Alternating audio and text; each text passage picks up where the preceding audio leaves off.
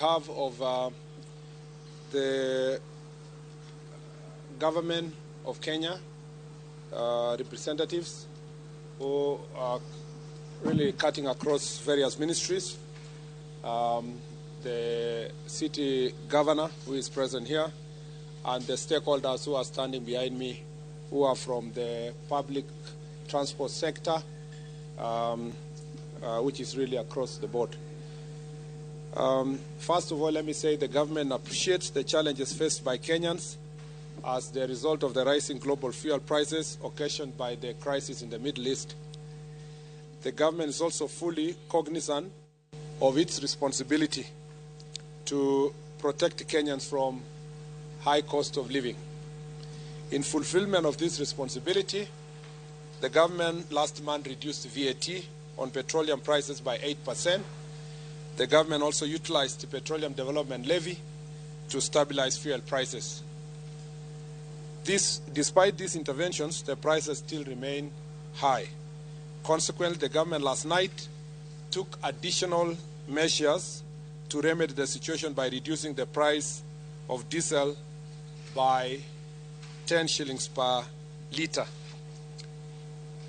The government also took the same step based on the negotiations that took place yesterday to rationalize the prices of kerosene and diesel by increasing the price of diesel by 38 shillings to avoid adulteration as requested by the stakeholders in the transport sector.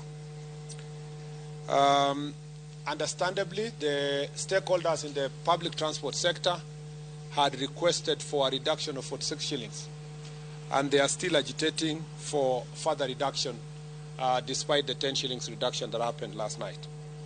Following a consultation meeting this morning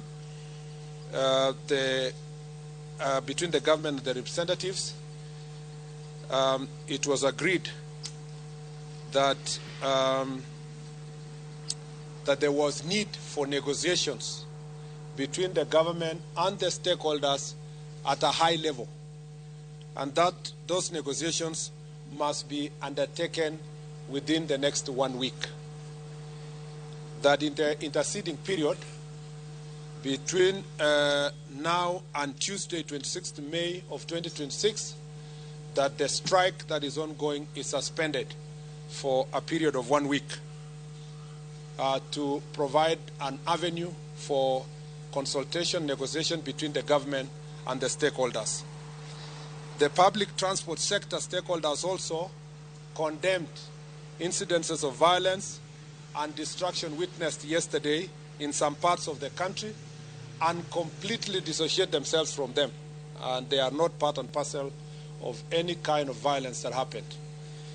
The government remains fully committed to addressing concerns raised by Kenyans at all times and calls for peaceful and legal means for airing the various grievances. And to confirm that this was fully agreed by all the members, I'd like to call Mr. Mukabane. There will be three colleagues who are in the meeting who will say a few words of confirmation of this statement before Waziri Wandai can close for us this press conference.